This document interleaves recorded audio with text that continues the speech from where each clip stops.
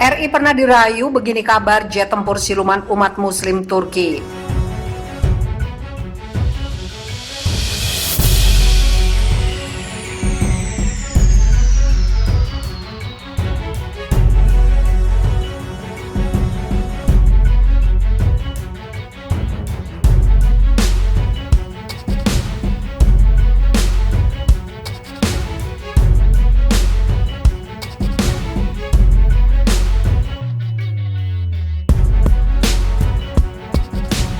Indonesia pernah dilirik Turki untuk mengembangkan jet tempur siluman umat muslim TFX, Turkish Fighter Experimental. Hal ini karena Amerika Serikat menangguhkan pembelian jet tempur siluman F-35 Joint Strike Fighter. Lantas bagaimana kabarnya saat ini? Jet tempur siluman TFX di bawah pengembangan industri Dirgantara Turki atau Turkish Aerospace Industry. Baru-baru ini mereka menandatangani perjanjian kerjasama dengan perusahaan teknologi lokal Havelsen untuk melakukan pengembangan software atau perangkat lunak serta pelatihan terpadu. Kerjasama strategis ini untuk mempercepat pengembangan program pesawat tempur nasional TFX. Jadi ketika proyek selesai, Turki akan menjadi salah satu negara pencipta jet tempur generasi kelima atau siluman, kata Presiden Industri Pertahanan Turki Ismail Demir. Seperti dikutip dari situs Defense Aerospace Selasa 5 Mei 2020.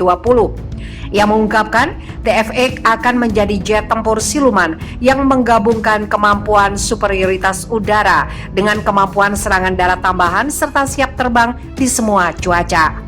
TFX nantinya akan menggunakan 2 mesin dengan 1 pilot serta fitur siluman seperti kantung senjata internal dengan bodi yang menggunakan komposit karbon canggih yang bertujuan menjadi radar reflektif.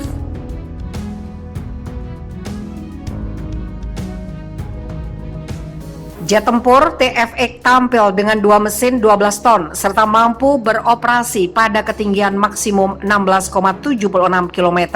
Dari sisi kinerja, TFX direncanakan memiliki kecepatan maksimum 2 kali kecepatan suara dengan jangkauan operasional hampir 1.111 km. Pesawat ini juga akan menggunakan radar Active Electronically Synchronized yang akan dikembangkan oleh Aselsan. Dari segi persenjataan, TFX akan dilengkapi rudal hypersonic SOM atau Stand-off Missile yang dikembangkan oleh Tubitak. Rudal tersebut awalnya dirancang untuk melengkapi F-35 jika jadi dibeli Turki. Stand-off Missile memiliki kemampuan dapat menemukan dan melacak target secara mandiri. Rudal juga bisa bermanuver di ketinggian rendah untuk menghindari pertahanan udara musuh dengan jangkauan lebih dari 250 km. Turki dapat mengaturnya untuk dapat mencapai jangkauan hingga 1.500 km dengan pengembangan lebih lanjut. Rudal stand-off adalah rudal manuver hipersonik cerdas yang dapat ditembakkan dari kejauhan. Bergerak lebih cepat hampir Mach 5 yang dapat mengalahkan sistem pertahanan udara musuh.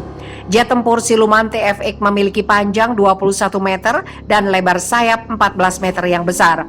Sebuah prototip TFX diharapkan sudah dapat terbang pada 2023. Dengan pesawat pertama direncanakan siap 2 tahun kemudian, serta 250 unit penuh akan mulai beroperasi pada 2032.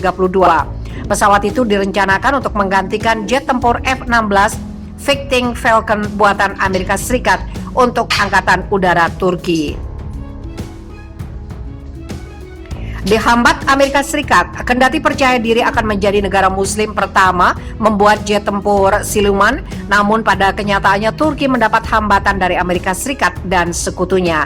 Hal ini diakui oleh Kepala Eksekutif TAI Temel Kotil. Proyek ini diperkirakan akan menghadapi penundaan karena ada tekanan dari Amerika terhadap mitra Eropa kami, seperti BAE System dan Rolls-Royce. Keduanya dari Inggris, kata Kotil. Seperti diketahui, Turki ingin menghidupkan kembali pembicaraan dengan perusahaan Inggris Rolls-Royce untuk desain dan produksi TFX. Namun Turki pertama-tama harus memilih mesin untuk TFX dan kemudian menyelesaikan desain pesawat secara penuh. Sebuah proses yang tertinggal dari jadwal. Kesepakatan bisnis senilai 131 juta US dollar, sekitar 1,76 triliun rupiah antara Rolls-Royce dan pabrikan Turki Keil Group secara efektif ditunda di tengah ketidakpastian transfer teknologi. Meski begitu, TAI tetap bekerja sama dengan Dassault Systems asal Perancis untuk menyediakan software atau peringkat lunak kontrol penerbangan untuk proyek TFX.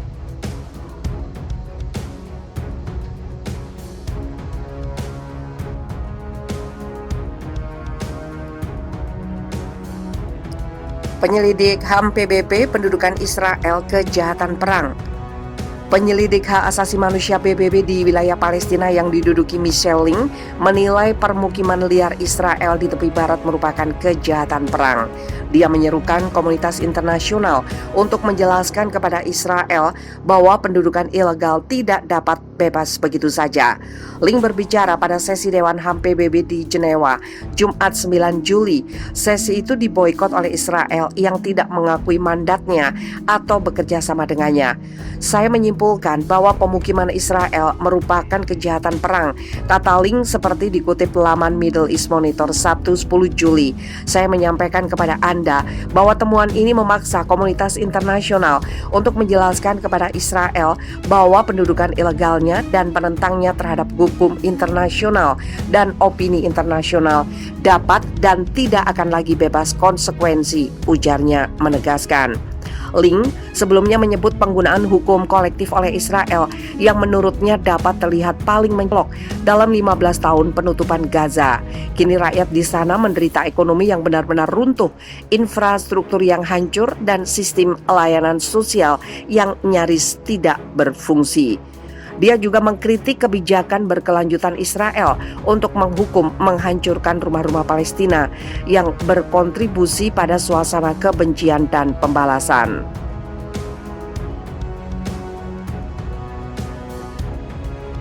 Jumat 9 Juli, sesi itu diboikot oleh Israel yang tidak mengakui mandatnya atau bekerja sama dengannya.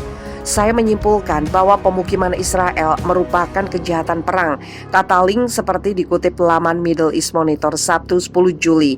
Saya menyampaikan kepada Anda bahwa temuan ini memaksa komunitas internasional untuk menjelaskan kepada Israel bahwa pendudukan ilegalnya dan penentangnya terhadap hukum internasional dan opini internasional dapat dan tidak akan lagi bebas konsekuensi, ujarnya menegaskan. Ling sebelumnya menyebut penggunaan hukum kolektif oleh Israel yang menurutnya dapat terlihat paling mencolok dalam 15 tahun penutupan Gaza. Kini rakyat di sana menderita ekonomi yang benar-benar runtuh, infrastruktur yang hancur, dan sistem layanan sosial yang nyaris tidak berfungsi.